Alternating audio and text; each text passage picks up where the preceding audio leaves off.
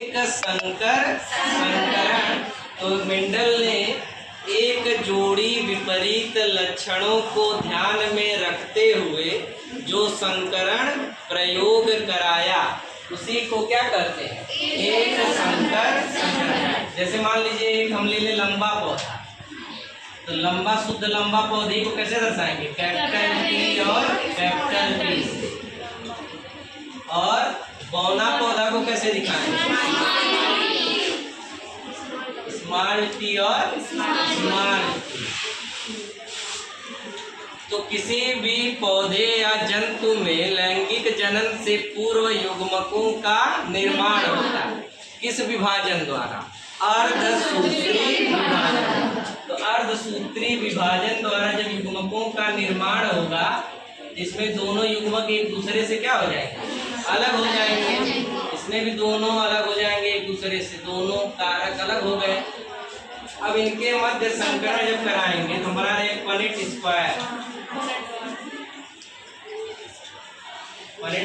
हम बना दिए। मान इधर हो गया मेल, इधर हो गया फीमेल। तो फीमेल है कैपिटल टी, इधर हो गया small T. Capital T small T वाले से बना लिया capital T small T, capital T small T और कैपिटल टी। इसमें सभी पौधे एक ही तरह के जीनोटाइप वाले हैं, तो सभी पौधे क्या दिखेंगे? लंबे, क्योंकि सब में प्रभावी जीन मौजूद है। तो सभी पौधे कैसे हुए? लंबे।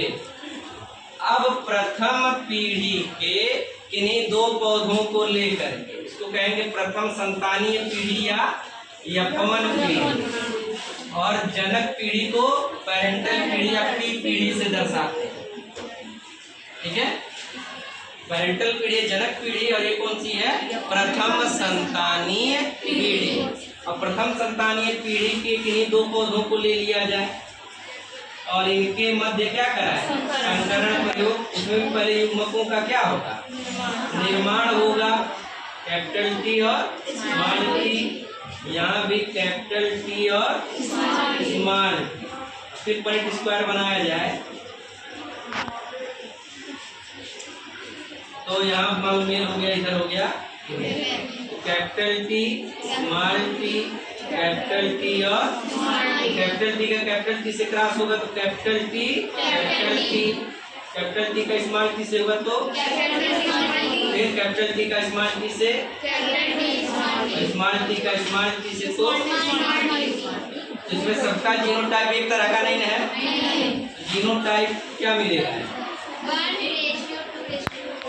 जीनोटाइप।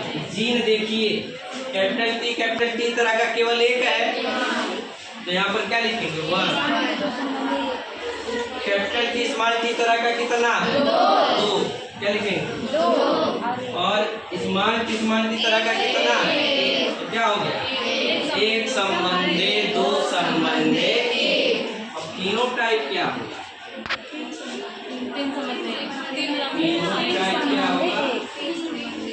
तो देखो किसमें प्रभावी जीन है? 1 2 3।